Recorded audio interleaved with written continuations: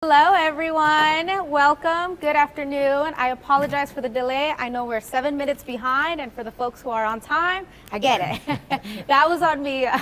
I want to thank everyone for being here. I am actually going to be standing up most of the time. I've been sitting down in meetings all day today, so bear with me, my legs hurt. And the reason why we're doing this setup too is so we're able to kind of just sit down, stand up with the trustees, and it's very informal conversation. I do want to take a moment and let our ASL interpreters kind of make their announcement, and then our Spanish interpreters too, for anyone who might need Spanish translation.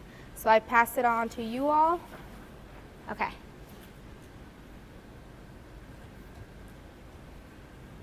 Buenas tardes a todos. Tenemos el súper de decirle que si necesitan, por favor, no deben de venir atrás de la mesa. Gracias. Does anyone need ASL interpretation? ASL. Okay. No? Okay. Thank you. Oh, sorry. Thank you. Well, yeah, I want to welcome everyone. Just a few, I think. Housekeeping was the translation services, and I think we'll just let my colleagues kind of introduce themselves. Hey everyone, good evening. I walked around to meet everybody. The only person in this room, two people I didn't meet these two people, but since we're here, I'm Adam Johnson, trustee for the City of Las Vegas. And your name? Shauna. Shauna? Hey Shauna, and you are? Erica McRae. Erica, nice to meet both of you. I met everyone else. We're excited to be able to have a conversation with you. This is an informal space. I think the reason we want to have community meetings is because we are people who are committed to our district, like you are people who are committed to our district. And we recognize that working together, we can do the best for our students. And so the best way we do that is coming together and having these types of conversations. So we welcome your questions, welcome your thoughts. We may not have the answers to everything, but we know for certain we'll take back the responses and we'll get answers if we don't have them. But really this is about making sure that we have two-way dialogue consistently so we can work together to be better. I'm Brenda Zamora. I'm the trustee for District D. I'm also the sitting vice president for CCSD right now. Hello, I'm Lisa Satori. I'm the appointed trustee for Clark County. So with that role, we'll give you a little bit of background myself. I'm a lifetime educator. I'll try not to hit the mic again and do that. But I've been an educator for about 20 years now. And so I started off and I've done the whole realm of public or district, charter, elementary, middle, high school, and I really just believe in collaboration. I think that's the most important part in education, is for us to all be working together. And so that's why I'm so happy to have these events. I'm so thankful for you all for showing up, and also representing Clark County. It's so wide, so big, and there's so many different needs. So the more that I can get out and really hear what's on your minds and what's important to you, the more it helps me be able to take it back to the board and represent as best as I can. So thank you so much. And is everyone okay with the hearing? Do you all hear us just fine? Yes, I'm looking at the gentleman in the back. We're good? Okay. I just want to make sure we're all, being able to hear each other. I think we will be starting more than anything with the roles and responsibility of the board members. We are in some times right now, and we all know it. I know everyone in this room. I haven't met you yet, but we're going to meet after this. But I know, we're all involved. Every single one of us are involved in the school district and everything that's happening. I would love, I didn't ask my colleagues beforehand, but definitely taking a moment, just silence and a deep breath. There has been some tragedies that have happened in the past 24 hours that have been heavy on all of us. And I know it's very personal to some of us. I know some of us even have our own kids, same age. So it's heavy. It is really, really heavy. So I just want to take a few moments if everyone's okay with that. Thank you.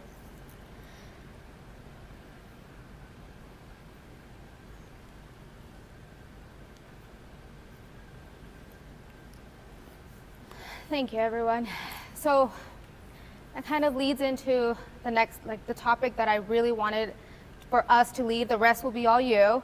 But one of the things that we hear a lot is, what are you going to do? What can you do? And I think it is important to acknowledge and educate our community on the roles and responsibilities of our board members. The three major ones is the district budget, I mean, I look at my colleagues because they have more experience with budgeting, so I don't know if you want to add anything to that part of the budgeting, what that looks like as board members? Please go. I mean, yeah, generally it is a lot of the oversight and approval and just making sure and hearing from those needs of the community as well and knowing, what the needs are, what makes sense, but that oversight as well and making sure that the expenditures are kids first, focused. Yeah. And the challenging part, not challenging, the interesting part about a budget is that we are effectively at the whim of others to give us money, and then we have to do our best to allocate resources based on what we have. And so the one thing I consistently say in our meetings, and I ask this question often, is do we have enough resources? And so I ask that question of our practitioners because I know they know for certain, what's enough in terms of what resources we have. So our responsibility is to not only make sure that the money that we already are leveraging is spent in the best way, but making sure that we have enough to do all the things we need to do. And that then is our job, is to go and advocate for more once we hear that we don't have enough. And again, this is not to say that the legislature hasn't been cooperative. We just recognize we have lots of needs, and so we have to make sure that we are getting enough resources to do the really complex job that's required. One of the other things is advocate for our community. I think one thing I'm very proud to say is our board is very dedicated to advocating for our community. We are intentional about being in these spaces, in community. I do thank Trustee Johnson for bringing back and leading the committee for these community meetings to happen. That was 4 board members, which was Trustee Dominguez, Trustee Johnson leading, Trustee Esparza-Strafigan, and myself in this committee to kind of really do the outline and what we want these community meetings to look like, with the support of all our members, of course. And the last thing is oversee the superintendent. As you all, I'm sure, are aware, we just hired a new superintendent. It was an adventure. It was a long road. I think it took more time than we all expected it to take, but we got it done, and now we're just working on setting goals, guidelines, and expectations, and how we hold the superintendent accountable. So that's just something I wanted to just go over real quick. Is there any questions on this topic? Yes. And I just want to clarify for parents and the online community members out there. Make sure you repeat the question. We know that you sit over a district. Get a mic right there. Sorry. Just as for clarification for anybody who's watching online or doesn't know about trustees and appointed trustees, we know that you're over District E, right? D. D, right? And for the other trustees, do you oversee only for the District D or the entire, even though you're appointed as the entire? That's a great question. You want to answer that, or? Oh, okay. So it overlaps, right? So I invited these 2 trustees. They are appointed members, but Clark County just has everyone at this point, right? So I invited her to join my district meeting because there's a lot of unincorporated Clark County, which goes more into civic education at that point. And then we have the Las Vegas representative because we have a lot of overlapping schools as well. They are non-voting. So the thing is that it's just on top, like there's so many trustees, right, for one school at this point now. Right, and the only reason I ask, like I said, clarifying, so like, let's say when I'm advocating, instead of just advocating to my trustee, I can also go to the other trustee and say, hey, this is what's going on, so I just wanted to clarify. Yes, and I will say the question, I didn't repeat the question, sorry, Adam. We're Like repeating you the told question me. because we want to make sure we catch it for recording. So we're recording, we're not live streaming because audio seems to be an issue. So we have the mics on us for the recording, so it's very clear and everyone can hear. So the original question was the trustee roles and what they represent, who are appointed members. And then your follow-up question was just making sure if you were advocating, who would you go to? And I do recommend, the 2 trustees. If it's North Las Vegas, that would be North Las Vegas appointed member. Henderson has one as well. And then I include Trustee Zatori on everything because it's Clark County. And yeah, and feel free to include me in those because that is the case. Sometimes people send messages just to their elected trustees, which I understand. But yeah, the more I'd love to help out as well, and so the more I can be included in those messages, then I'd love to be informed. We like to divide and conquer. More the better. And we represent everybody Yes. too. So like when we're on the dais, I'm not just thinking about students in Las Vegas or students in that are in that boundary. We represent all students once we get on the space. And I was appointed by the Las Vegas City Council, but I don't just go to think about Las Vegas students. Yeah, when we discuss on the dais, we really aren't even discussing for what we Exactly. represent. It's really decisions based on the entire district. So. Any other questions on this topic?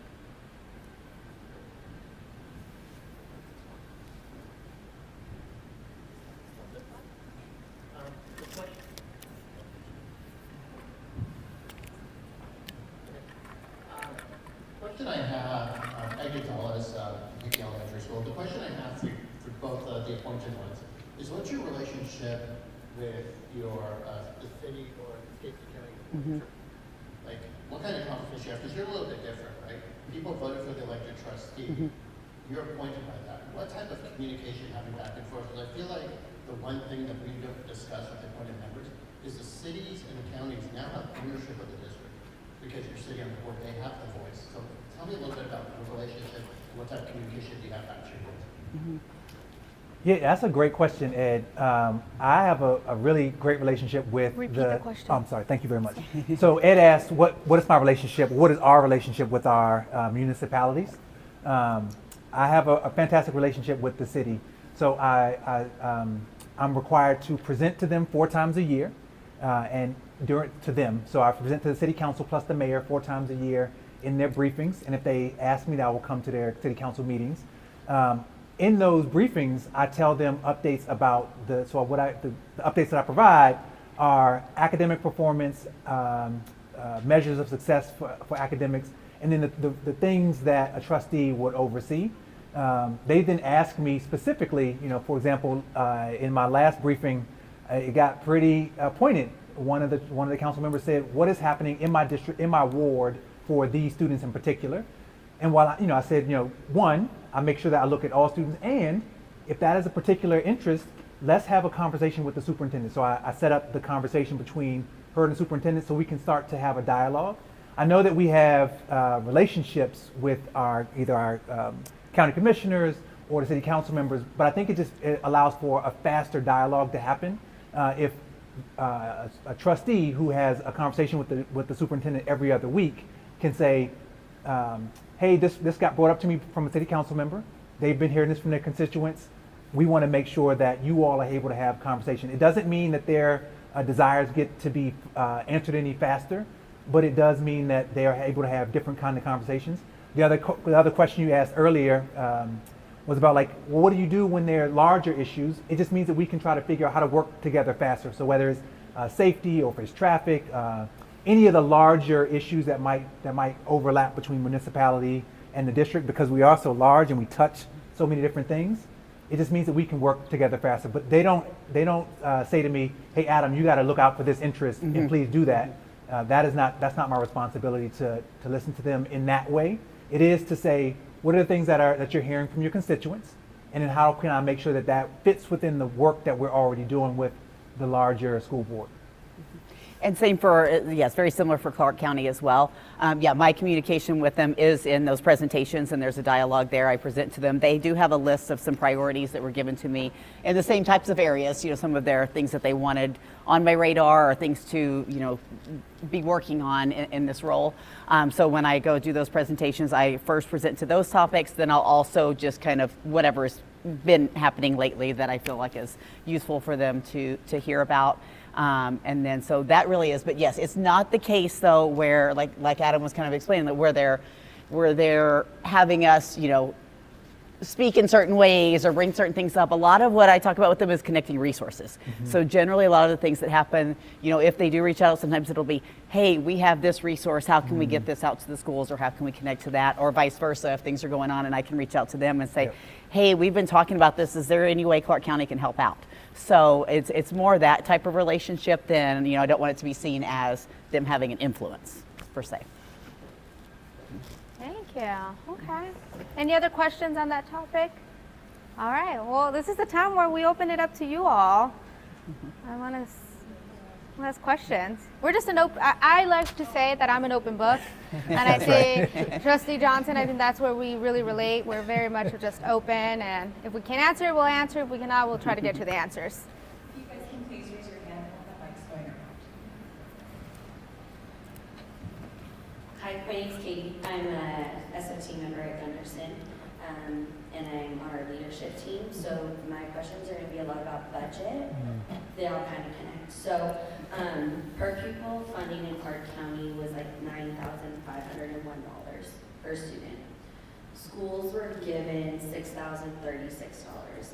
But because we were so large, we actually met our projected and we were over. And because of our star rating, we only got funded at 84%. So we only got $5,096 per student. That left us at, we needed $1.5 million to cover our funding for the year, which thankfully our principal had.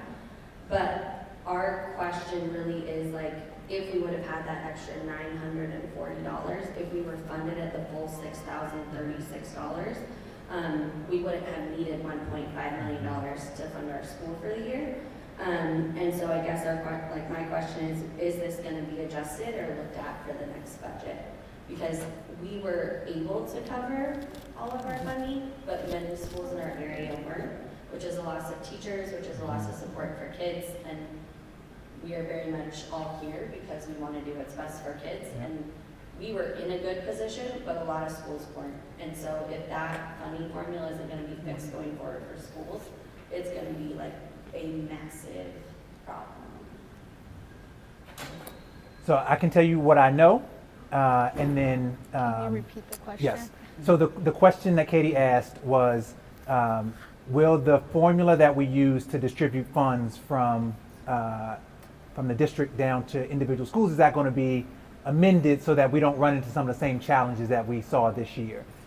I know that Justin Dayhoff, who was our CFO, has been working really closely with schools at all levels. I know he met with at least two high school principals who had this same challenge, and so I know he's thinking pretty expansively about how do we change this. Now, this is a very much an operational topic, so we don't necessarily get down into what is the way that's going to happen. It will come to us once they've decided this is the way we want to do it. We want your approval. But to that end, I do know it is a pain point for a number of schools, and the superintendent and her CFO have been very diligent about figuring out how to fix it moving forward. It's not to say that it will be fixed by 26, 27, but I know they're thinking pretty creatively about how to make sure that they can make it work. I don't know if either of you have additional information. Only thing I was going to kind of add to that, and you were stating kind of yours was not related to the enrollment factor, but more the rate, the star rating, and those. Yeah, that's been a tough. Because you improved. And our enrollment was so high. Okay. Yeah, and same where I know that's definitely a topic of conversation to make sure, because a lot of schools are saying also that they make that growth and then they lose funding because now you're funding the ones that are needing the funding to grow, but now things are put in place that need to be sustained. So We have 5 stars, so we didn't get a program paid for us that the district paid for other schools that weren't 5 stars. So then that was $25,000 more out of our budget, but the district covered it for other schools. So it's just like, we did great, we had all this money, we did great, and now you did great, so now you don't get money. So it's like, it's that, but It's a very challenging thing to say, we provided these, so the way we, maybe I'll take a step back. A lot of times the ways that we will distribute funding is to say the highest need schools will get this funding, right? So highest need will be determined by schools that may not have performed as well one year over another, et cetera, right? And that's how we determine high need. And then once you get out of that category, we've determined, okay, well, you're not in the high need anymore, so that money doesn't come to you. But it's a bit of a double-edged sword, because if you do well, and what you've done well with is because we had the extra funding to pay for whether it's another service, extra time on school, whatever the thing was, you paid for it with the money that you got because you needed extra support. And then once you've gotten to a certain level, so maybe 1 star to 2 or 2 to 3, 3 to 4, the district now, the policy says, well, you're not in the category anymore of the schools that aren't doing well. So that money that you got previously is now going away. And that's a challenging space to be in because there are other schools that still need that and they still need that funding. And so we're trying to figure out how to eliminate that catch-22, which is you do still need that money because that's sustaining programming that enables you to do well. And we need to make sure we provide it to schools that still have a long way to go. Everyone. Yeah. So it comes back to the initial point, right? Like we need to make sure we grow the pie because we can't just keep shuffling the same amount around. Otherwise, and again, this is not to say that the legislature hasn't done work. This is to say that we need to advocate to ensure that we continue to grow the pie because we know the needs are still great. Thank you. I see someone with the mic back there. Stop raining. Okay, my name is David Gomez. Some of you know, some of you don't know. It's okay. But my question is this. Not a question, statement. Don't you think that paying for, I understand the law states, and they can correct me if I'm wrong, the law states that we do need SASs, which at one point they were called area supervisors. And they're overshadowing some of our schools a little bit too much, where some schools are falling behind. And that takes away from educational time, that takes away from things because they want to go in there and tell the principal who has autonomy of the school how to run their school and what they should and should not do. So if that's the case, what's the point in having a principal? If we could just have an area supervisors, SAS, as they call them.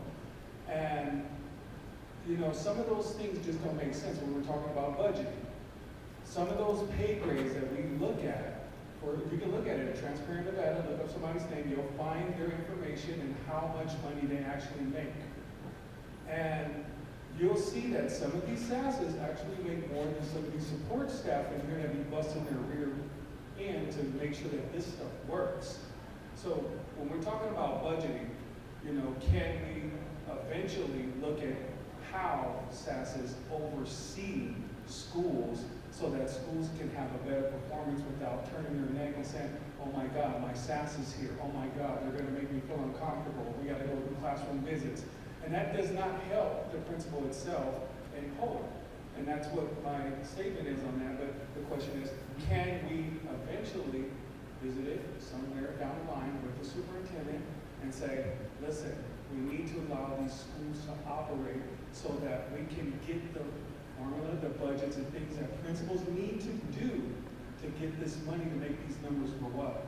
But if I spend 90% of my time escorting a SAS around the school, obviously I don't have time to watch my staff and do the things I need to do as a principal. Mm-hmm. Well, and hopefully the person in the role, so it sounds like too, in some of these cases, it could be the person who's in that role. I mean, to me, the position of SAS should be supportive and be like, I think that schools and principals shouldn't feel like, oh, this person's coming into my building, we're all on guard and, we have to dog and pony show it and all of that kind of things. I mean, ideally that would be a source of support, and our district being so large, I do think there is a need for that support for the different areas of town, just kind of like I was talking about Clark County being so wide and the various needs. I could see the need for that position, but definitely, like you're saying, it has to be a supportive role to where they feel like that person's coming in and helping them, work together to achieve the goals. Well, sometimes they don't ask, what can I do for you? What do you need me to help you with?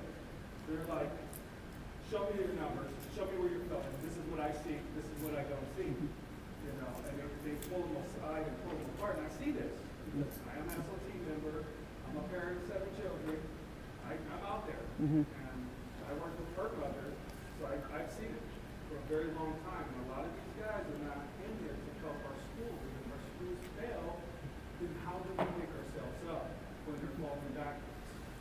And the original question was, for the recording, was can we see SAS's positions and their roles with the superintendent, and what was the other part? That was it, right? Yes. Okay. And for me, like Trustee Satori, sorry, Trustee Satori mentioned, it's very much of a supportive role.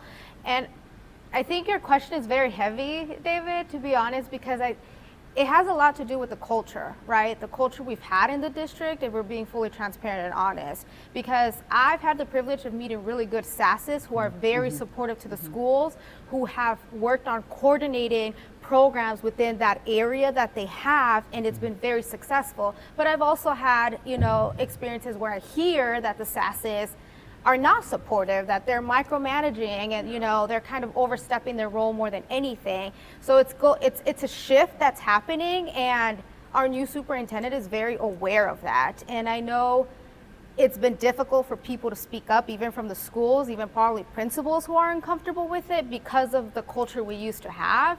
And I think this is a start for us to be here and acknowledge that, because I think even the acknowledgement it's a first step to that, because I know it, where I come from, that I've been in community, I've heard these stories before, and I've seen it sometimes, because you can see when a SAS is being really supportive with their principals, and then when a SAS doesn't have a relationship with their principal. So it's kind of, we got to start, we are working on that culture shift and how to kind of just be better about that.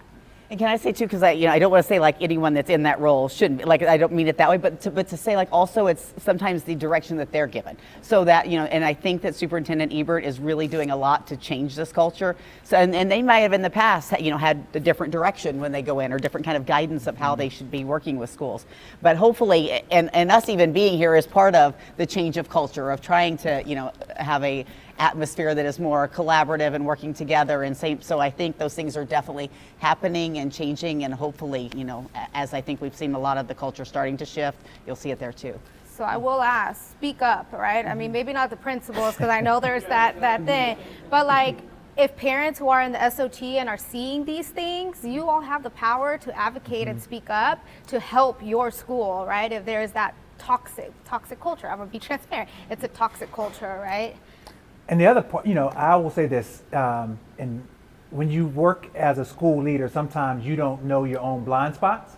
And so having a supportive and experienced coach really can help you move your school forward quickly, right? So you may not know all the ways to help group your teachers. You may not know all the ways to support students and families with culture on your campus. And so while yes, you got assigned to that job, there's still areas of growth that a school leader has.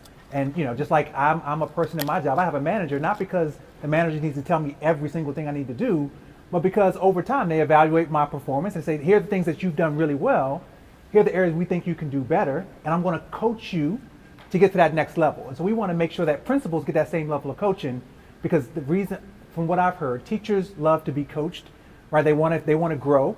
And a principal needs to figure out, how do I make sure I'm growing all of my teachers on my campus, but they also need coaching as well. So it goes down the line. It's not just about going to make sure that I'm checking the numbers and asking you to put on a show.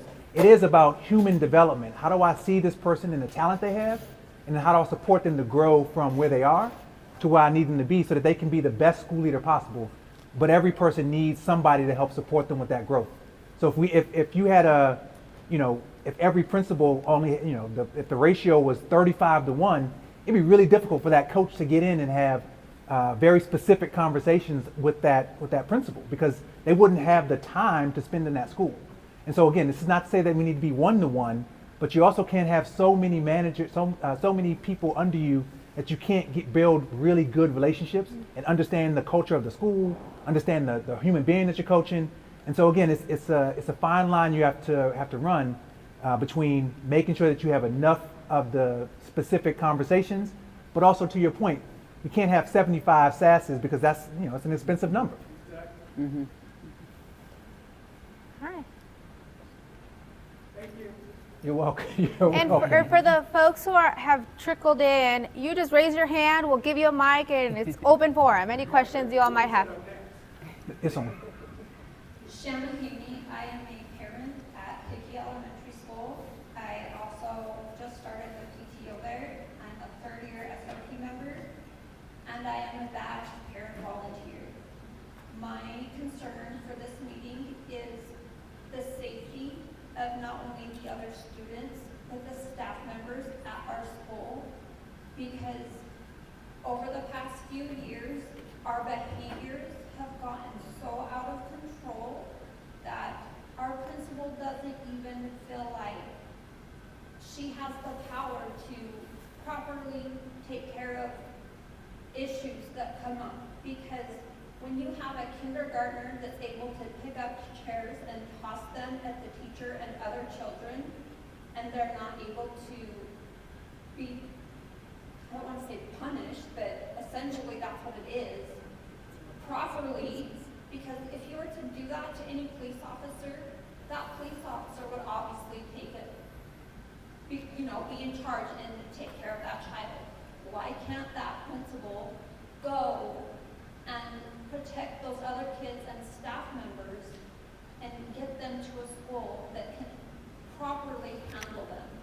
The behaviors are getting so out of control that we have had to go and hire at least 6 other positions to help handle our students.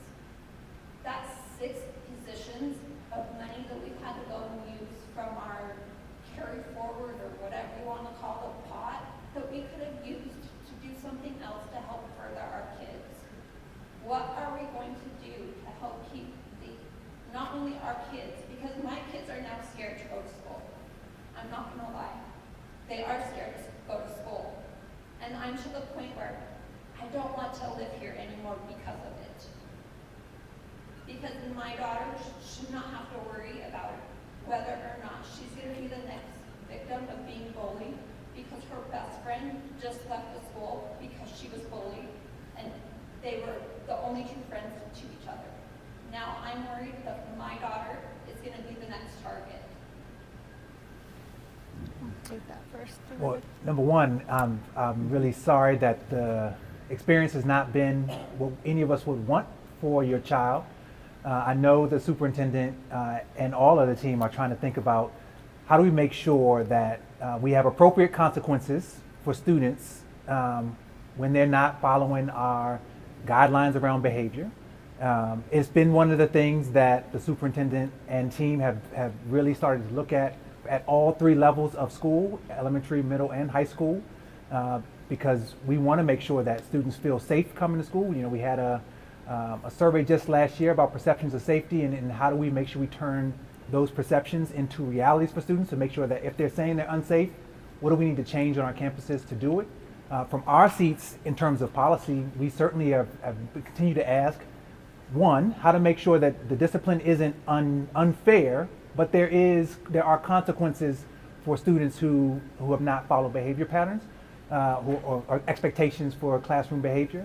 And I know the superintendent and team are continuing to try to figure out how to make sure that we build school cultures that are strong, where those behaviors aren't accepted and aren't displayed.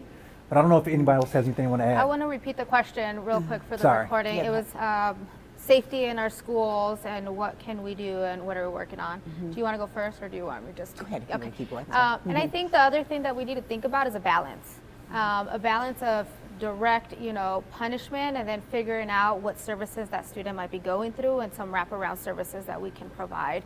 Because unfortunately, just the time that we're in, a lot of these students do act out because of personal things that they might be going through, and especially in the younger, section elementary level, they don't know how to express feelings, and we don't really have anything in place as a whole for students to be able to learn how to express their feelings.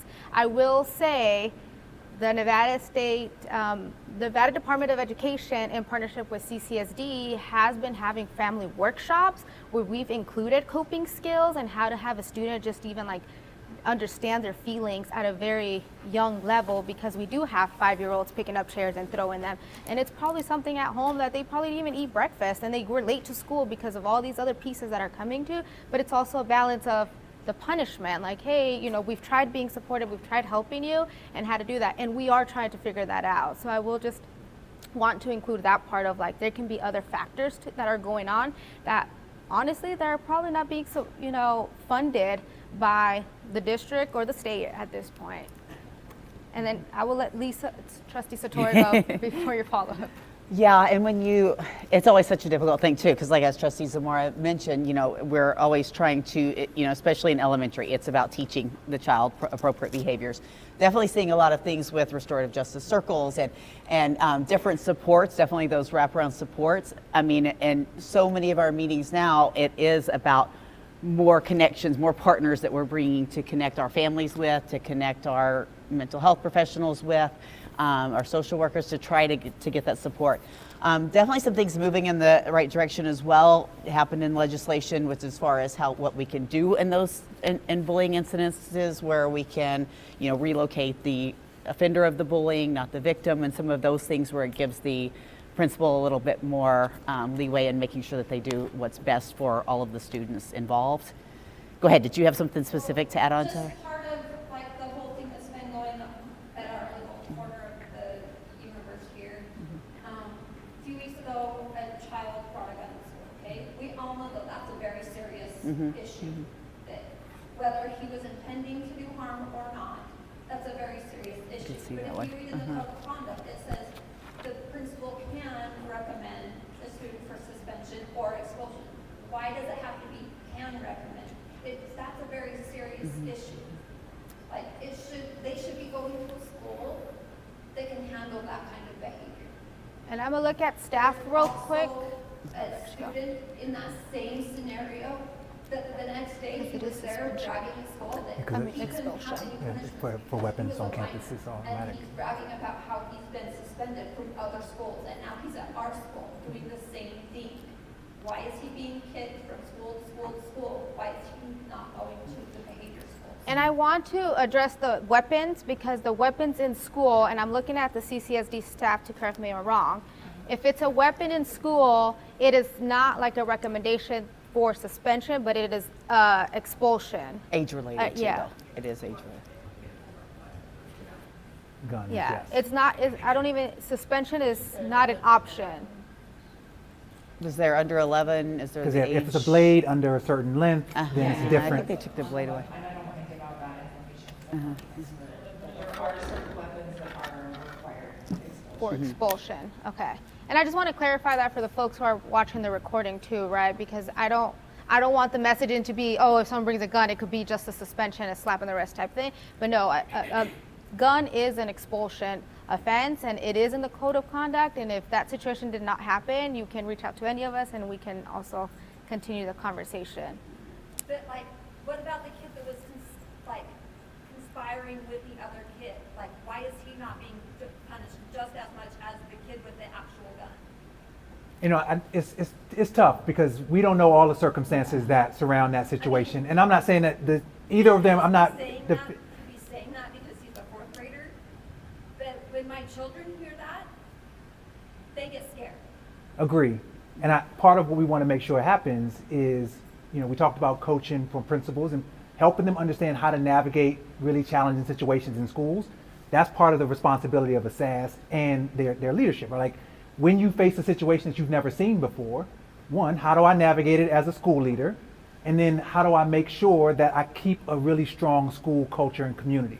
Because I don't know all of the details of that specific situation, but it sounds like it's a very challenging situation. And we want to make sure the school leader is equipped to navigate that with his team, to navigate that with the children, to navigate that with the parents who are there, to make sure that it is a seamless school environment and that students aren't coming to school bragging about what they're trying to do, but instead they understand how to diffuse those and then how to make sure that they move the school culture forward. Again, I'm not saying that the principal is not equipped to do that. I'm just saying that part of the process is helping them understand how to navigate these really challenging situations. And the thing for me as a principal that I tell my families a lot is that I try to communicate all the things that I am doing to keep, but a lot of times when those specific circumstances happen, we can't share what happens with those individual students, as you know. I mean, And that's, my husband's in law enforcement. Yeah. He can't tell me everything either. I get it. yeah. But my fifth grader and my second grader don't understand that. Yeah, yeah. And And I can only use so many words that they understand to try to help them understand, and they still have questions. And I'm out of options of trying to help them understand. Yeah, and sometimes I tell kids too that there are other consequences that are sometimes not being out of school. So like you're talking about the friend who was involved in talking, sometimes there are other, and not even consequences, other supports. There could be other consequences or supports with that child that can't be shared, obviously, for confidentiality. But I try to tell the kids, just because, support or consequences doesn't just mean that the student is not at school anymore. There may be a lot of other things that are happening with the family and outside of the school that they're also providing support and things, but that might not be visible. A lot of times students expect to just see the student sitting next to them or not sitting. Oh, they didn't get in trouble, they're here the next day. But sometimes there are, like I said, other factors at play, other ways that they're trying to help the child, and especially in elementary, at all ages, but to learn and develop from it, that might not be visible to all students. But I'm always just trying to talk to the kids, and your administration is doing everything they can to keep you safe. We definitely are communicate to them, making sure that they feel comfortable going to people, when they see things, seeing and reporting things when it happens. But really, I think that's a community-wide, talking about the culture, just really trying to establish that culture of, yes, all working together to not stand up to those things and not tolerate them, but also just kind of having that trust and hopefully that trust in one another to make sure that they're keeping the environment safe. And but I completely sympathize with what you're going through. Good evening, everyone. My name is Robert Lee, and I just got here at this past Saturday before. Here, like Las Vegas? Here in Las Vegas. All right, welcome. Welcome. I'm here because, make a long story short, I'm from California, went to Compton High School, graduated, went to Missouri, played football, and that was in 1991. And I just returned Saturday. Most of my family moved from LA, which is a pattern out here. My mom now has dementia, so I came here to kind of support her. But I told her I will come once I'm able to get a job. So, make a long story short, I applied for a position, thought I got it, not educational enough to know we have to sign a contract. But I was offered a salary, tried to negotiate it,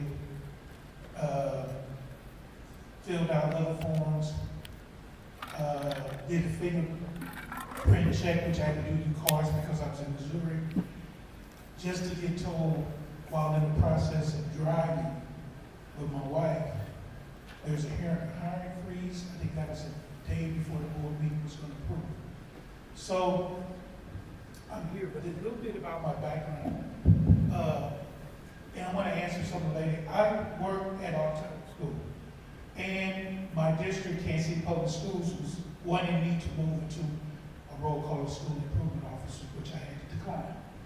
Obviously, to come up and support my mom. But at the alternative school, just 2 years ago, we reduced our behaviors by 74.5%. I tracked this data in our student database system, Infinite Campus. We had the social worker, or we call them restorative justice, and we had a social worker clinician that worked in the school. And in my day-to-day operations, and now, mind you, this is alternative school, we did have groups, circles, that focused on behaviors. Because when you're talking about a kindergarten, especially during a time where 6, 7-year-olds weren't really getting that foundation because we're going through COVID, that's a challenge for some of them. So to share that, that's not an issue that's exclusive to Clark County. That seems to be a nationwide issue with the kids now coming to school and not really having those social skills. So that's why me and my staff focused on those social skills issues. So I'm just adjusting that. So my desire, as I move from a principal, which I've been pushing, is to focus on those skills in the school. So I did my doctoral work on students impacted by trauma and how their impact affects schools. And I did my study comparing urban and suburban schools, trying to get rural, but if you have written a dissertation, that would have been too much. So basically why I came here today is to kind of find out I believe I would have been hired if there wasn't a freeze. I know I have a lot to offer, I know I have a lot of experience. One, will the freeze be lifted? And, I'm trying to get myself out there. Also, to kind of share, Self-promote, baby. if you Google Dr. Robert Lee Jr. Principal, a Success Academy at Knox, you will see me in my work. Now, I was a principal at high school. There was issues with the school, the elementary sent there. And then I became executive principal of both. When that almost killed me, the superintendent said, okay, we'll get you back to one. So, I'm gonna go back to my question, is there gonna be a hiring freeze lifted? What opportunities that, because I've really been focused on all the at-risk kids. I enjoy that work. You can work with those babies, but that takes more than what they're doing at the school. That goes into the community, the churches, the resources, and support those babies with wraparound services. So you can know what's behind them bringing a gun, opposed to putting them out for bringing a gun when we don't know what's going on at home. So thank you. Am I gonna take on that hiring freeze question? Lisa? They answered the question. No, we did not answer the question. We're debating who's going to answer the question. So I don't know the specific. Sorry, go ahead. The hiring freeze is going to be lifted. Yeah. So the question was, is the hiring freeze going to be lifted? And you know, obviously our HR team is working with that. I don't know the specifics of timelines on that freeze, but I would imagine it will be. The answer is yes. The general answer is yes. So. But we don't have a timeline. And I see staff over here that might have a better answer. Perfect. I imagine the answer is yes. Now, I can only live so long. So, hi, I'm Kristen. So we do have a hiring freeze right now on all licensed and support staff. And the reason for that is, you might have seen in the news that our enrollment, like districts throughout the country, has been decreasing, right? And so we are going through what we call our surplus cycle right now, which is, okay, you're very familiar, okay. And so just so everybody knows, this happens every spring and every fall as we actually get our actual enrollment in and make adjustments. So about 40% of our schools actually increase in enrollment, which is great. And there's schools that we will be sending more personnel to. And about 16% of our schools decreased in enrollment. Again, it's a I national want to ask trend if she wants to do it right that's now. happening all over the You want to country. transition to it now? So we anticipate that 5 minutes, we put literally. the freeze on because we want to make sure that everybody who's moved has a position, and we're working as hard as we can to ensure everybody has a position. I anticipate and I hope that that freeze will be lifted sometime in the next few months at least, because we will be able to shift those positions and make sure everybody has a spot. That's our top priority. Of course, then we have retirements and that sort of thing. So yes, it will be lifted. It could be anywhere from the end of October to January or so. Caitlin, just But we will put this in keep the that wrong part section. up to date. Sorry. Does that include non-school-based positions? So right now it's all school-based positions. Yes. So you have. No, I think we're holding everything at least until surplus is over. So that's the end of October. Yes. Thank you. Thank you. I do want to acknowledge, do we have more questions? Okay, make it quick. I'm just kidding. That's my friend for the recording, Hello. okay? Once again, my name is Evan Dawson, a community member at Hickey Elementary. I do appreciate our PTO president speaking about school safety. I have a similar question, but just before I get into it, I do want to appreciate Trustee Johnson. I know we spoke before about the situation at J.D. Smith, especially the jurisdictional stuff of that intersection between North Las Vegas and Las Vegas. I do appreciate you wanting to work with the city on it. So I know you mentioned that briefly. I just want to get a little bit more description on that. Two, some of the things that we have at Hickey that Sandy mentioned, there's one in particular that she was talking about. It's in the code of conduct. It's when a possible suspension of a student, and I'm more than happy to give this to you afterwards. I'll talk to the staff about it. says that a student is in pre-kindergarten to grade 2, so we have a situation of somebody really young.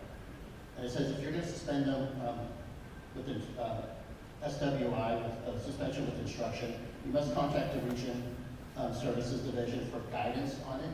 That's essentially turned into a de facto permission. So you've got situations where kids are causing havoc, and especially when they're assaulting and battering on staff and students. And the concern they have is why does a principal need to get outside permission when they have a dangerous situation after that? And so I'm more than happy to share that. But my concern, my actual question, has to do with more of our neighboring school at Bailey Middle School. Earlier this year, we had a parent walk onto campus and basically threatened a teacher on there. And the reason I say that is that school a couple years ago was up for offense, a gate. A gate very similar to a trustee meeting that I went to at Third and White, where you walk in, you have the gate barrier in there. When I went to with the Cavazos and Urbana Esperanza, their meeting, I went through metal detector, I went through that gate. A couple years ago, that was supposed to be done. In fact, it's planned to be there in 2 years. But when the community spoke about it at Bailey, they were told by the previous administration, the previous staff, that it's on the timeline, you need to wait your turn. And the reason I say that is that when it comes to student safety, especially when it comes to threatening of staff on the east side, they should not be treated differently. And I find it ironic that we're here at El Dorado, where we had a very serious situation. And during that time, immediate action was taken because of the horrific event that happened to a staff member. And so the reason I say this is that I'm not affiliated with Bailey. But Ms. Haney can tell you, she doesn't want to send her kid there.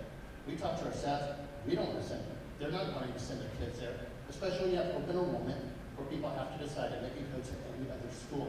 And this isn't a Bailey situation. It's a Hickey Elementary situation, feeds into there. It's a Borkman Elementary situation, feeds into there. It's a Mountain View situation, kids feed into there. It's an MLK situation, feeds into there. It's a management and as well who go into there. And so the concern I have is I'm hoping, and I don't expect an answer on this, is that when the situation at Wendy happened, when they tried to shut it down, this board took action, so we're not going to shut it down, we're going to make sure it's built. And I know this is not an operational decision. This is a leadership decision. And I'm hoping that we can get that expedited, because there should be no scenario where a parent or any community member can go to a school and threaten a teacher and think that anybody, a staff member there where they have high vacancies, wants a teacher. Who's going to learn if they don't feel safe? And so I hope we can get that expedited, because if it was fixed the time it happened, we'd have it up right now. And it seems to be at times that happens on the east side. And so, like I said, I just appreciate having the opportunity to speak and having the opportunity at this fund. So thank you. And for the recording, it really wasn't a question, more of a statement of the situation that's been happening at Bailey.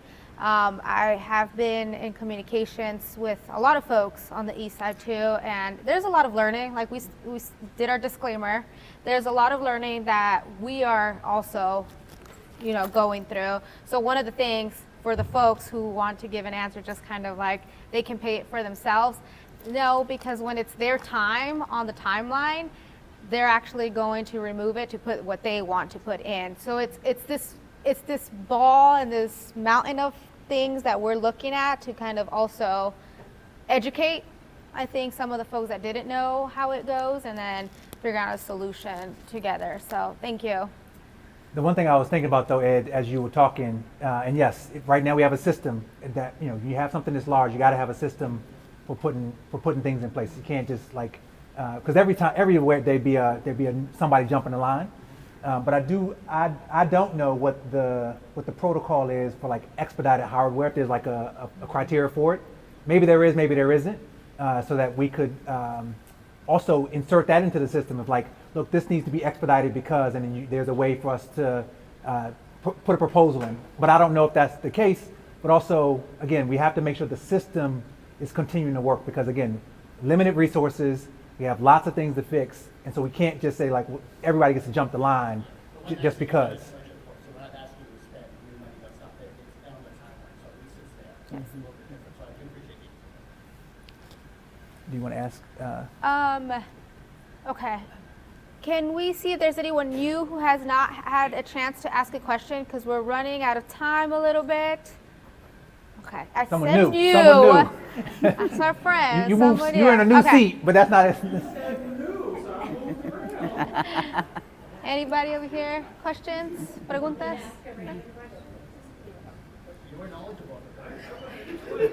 Come on, Rebecca. We know you got some questions in there. So I can come up with a question.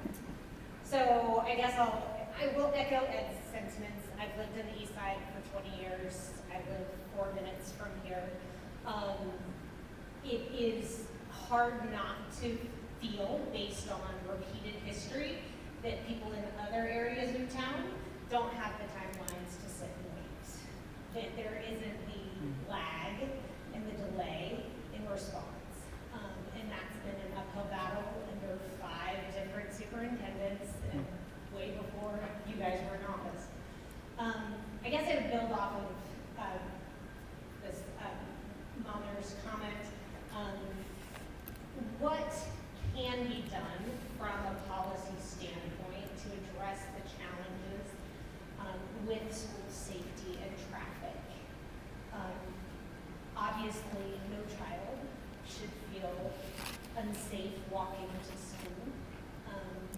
I know my own kids, they were supposed to walk across Nellis at 5 years old.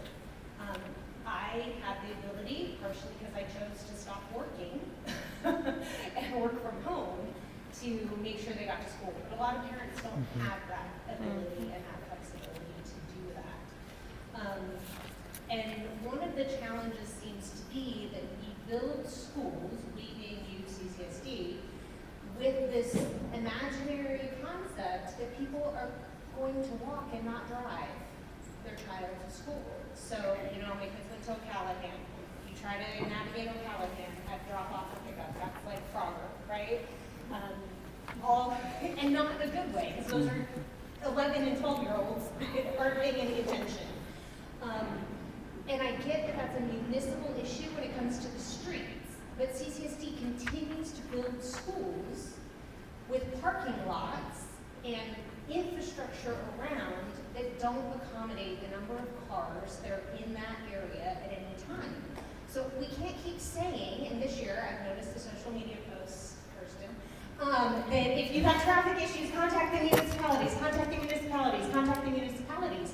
CCSD has the ability to change how they view campuses with the reality that the majority of parents pick up and drop off their kids because they don't feel safe with other options. So what's going to be done because that is a policy decision to be done. Well, that's a big question. From my district, because I don't get to see all the new schools, I know from my district, even when we're rebuilding, one of the conversations that are top of the community meetings that we have with the schools is the traffic. And I have seen in the projects, when they're talking about it, they're more intentional about the traffic and the flow of traffic and the buses, because the buses has also been a problem where the buses go. O'Callaghan, I know that is a whole thing. I will say the county commissioner for that school has sent staff over there too, because it is such a big problem. Because if you don't know, it's just a one-way street like this, and people pull over and it's terrible. But I get to speak from my district, right, and just the community meetings, and I think that is something to acknowledge and educate before they build or rebuild a new school. There is community meetings that happen, and yes, we have to be more intentional showing up as parents, as community, to talk about the traffic thing. We've done meetings to talk about a marquee to go up, and people show up and they're like, it's too bright for my house. We got to do the same energy, but for traffic, right? Because we have to learn from people's experience. We're not there all the time. There's only certain schools I can talk about, El Dorado being one because I drive by it, but if it's not in my route, I don't know what the issues is unless we're showing up. And I know that people are on social media, and I see you because you have this big Facebook group, right, that a lot of people go and event to, but how do we get them out of social media to show up to these community meetings? Because even in this space here, we have a lot of regular people that are the same folks. So I think that's a community effort of pulling new people in. And I'm so glad you're here because, you're a parent, and I do see a few faces, but we have to be more intentional of pulling in the other folks that are being directly impacted for this issue too. And if I could kind of just add, so yes, it is about making sure that voices are coming to the table when we're doing our remodels. And obviously schools that are built, we don't have in the budget necessarily like let's reconfigure what's already there. I think the other part is as we are, and if you watched our last meeting, we talked about just like future thinking about what does it look like as we do have declining enrollment, how do we leverage our buildings to best accommodate the size of our district. That might be one of the things we could think about. Like, are there spaces that are not optimal right now for students to get to school? Can we leverage buildings differently? I don't know if that's going to be one of the things that's taken into consideration, but our consultant partner said all options are on the table, and we will be thinking about how to be innovative. The other thing that's happening now, or like to support the here and now, is the district is part of a traffic safety commission that just met in August, and we'll have more meetings, I know now, because the topic is one that is creating some really challenging circumstances. We had a tragedy earlier this month, and that we now are engaged with because of traffic. And so it is top of mind. It is one of the things that we're thinking a lot about. I just saw, just 2 days ago, I was leaving from an office building, and a person sped around the school bus, and they had to get stopped by CCSD police. So the police are our force is being diligent. We're doing the things we can with our municipality partners, and there's more to still be done. So it's not an easy fix. So I think it's all parts of this together. One, how do we think about the current buildings that we have, and what might we do to reconfigure those? Two, how do we make sure that people are informed and coming into meetings and listening and hearing? Three, enforcing the rules that are already there. And then four, being part of groups that are taking care of it so that we can fix it in the moment. But it's and I pray that we don't have any more issues before any of it gets fixed. But that's the way that we have to go. It's not an overnight thing that fixes, because the infrastructure is there, and it's not like we have a lot of extra money to be able to change the infrastructure immediately. Yeah, I mean, I would just say, my kid who I went the first time to traffic police with Metro and in jurisdictions at Sandy Miller, and then while he was out of Callahan, I was the SOT president, and I went again to all those people. He's in the Army now. So this isn't new. And to your point, Brenda, and excuse me, Trustee Zamora, I would just point out as well, I think it is short-sighted for CCSD to not acknowledge issues that we know exist without people having to show up and shout. Like, we know these things are issues. Mountain View, that's where my kids are zoned for. My kids are older now, but that's my zone elementary. It was just rebuilds. And although it has a much nicer facility, there's still traffic issues because it's on a small side street. And so there are things that it just seems we keep punting. Acknowledge that. Kirsten, you wanted to add something? Or you was coming to? Yes. Okay. I know there's more questions, and I see a new face wanting to ask a question. We will probably hang out outside. I will be outside for more questions, because we do have the facility for a limited time, and we do want to give space because we have a call to action for you all. We do. Hi, everyone. Again, I'm Kirsten here.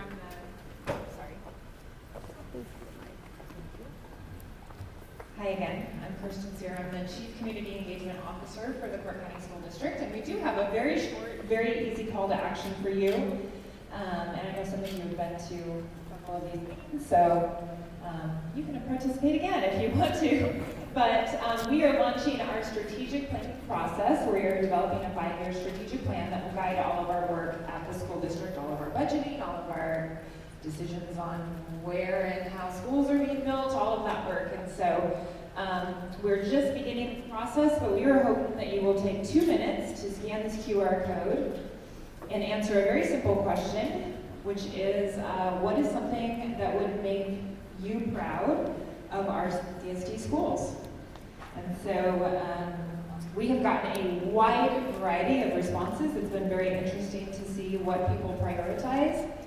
But we deliberately created a question that is very wide open, and because we want to hear what is top of mind for you. So again, we hope that you take 2 minutes to fill this out. If you have any questions about that, please feel free to let me know. And I will turn it back over to our trustees to wrap things up. And my other call to action is join your SOTs. I started as an SOT mom. I know I love my SOT folks. I definitely have been pitching to call them parent ambassadors because I think it just sounds better. And we need to get that pool, right, from parents to be more involved. And an SOT parent, I feel like, just doesn't give it justice of the actual work that goes in being on the SOT because it is a lot of work. So be a parent ambassador. I'm gonna call it that. Sorry, don't come for me, comms. And join. Just participate. Their meetings are legally supposed to be on their website. If it is not on their website, if there's no meeting information, the room number and everything, please email me or any of the trustees here to let us know. Email your principal first. I will always recommend email your principal first. But legally, it is public meeting that needs to be on their website. So flag those things for us because we need help. We need your support to also make sure that everyone is doing what they need to be doing with stuff like this. And we're just here for support. I'll let Trustee Johnson, closing remarks. Yeah, one, I'm very thankful that this many people are here. It means, again, we work as a team, we're invested in the district, we only get better when we work together. So I'm glad that you're here and pushback and like these questions mean that you all are thinking about how do we make ourselves better, and we want to be held accountable to doing that work along with you all. The other thing is I'm going to make sure I leave my email address. I know my colleagues, they are also are going to leave their contact information. We are responsive, or I'll speak for myself. I'm responsive. I'm not going to tell someone else to answer emails, but we are responsive because we want to make sure that we're figuring out how to navigate these things together, right? Again, not every issue is one that we can solve ourselves, but these are things we can either talk to the superintendent and then she can work with her team to navigate. But we want to make sure that we are hearing from you. We want to make sure that we are getting to the root of these challenges, especially if we hear the same thing over and over. Then we recognize that this is an issue that's not being resolved. We have to figure out how to fix it. And I will say sometimes we won't have a direct answer. We have bi-weeklies with the superintendent, so I usually just write up a list of non-urgent items and then I'll present it of just questions from the community. So just be aware of that. That is my disclaimer, and you all can get my email and my district phone number too. It is on the website as well, but I will be outside too to give my information out. Yeah, and it is on the website also. And yes, definitely please reach out. And gosh, lost my train of thought. But anyway, I do want to thank you so much for I know what I was going to say. And that is the case too, that even though sometimes we don't know the correct answer, we know the priorities. We know where the interest is. And then also we can try to help get you in the right direction. Sometimes we can't answer it ourselves, but at least we can try to connect you with the right people. But the more, and thank you so much because this is such a helpful dialogue. And I'd love to this is what we have been, wanting to see more of us just being able to have these opportunities to interact, to chit chat. And hopefully this kind of just, kickstarts a lot of the correspondence, whether it's in person or email or such. But thank you so much for your time and being involved. And hold us accountable, you all. I mean, tell me if people have my cell phone. Thank you guys for showing up. I don't know that maybe everybody don't want to clap, but I would appreciate it. It's like, you're supposed to be here. Don't clap for what you're supposed to do. We'll clap for you guys. That's right. You're supposed to be here. Thank you, everyone.